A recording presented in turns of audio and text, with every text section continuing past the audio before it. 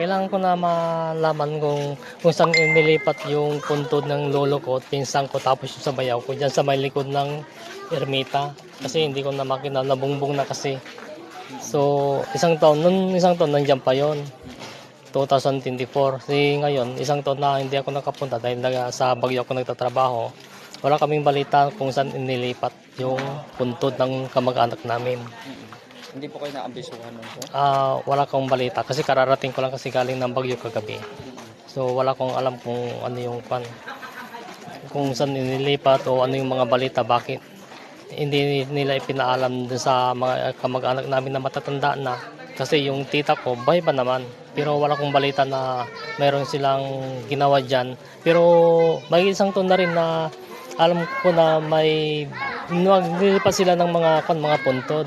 Kasi nga gusto nilang batasan itong parte rito dahil laging lubog.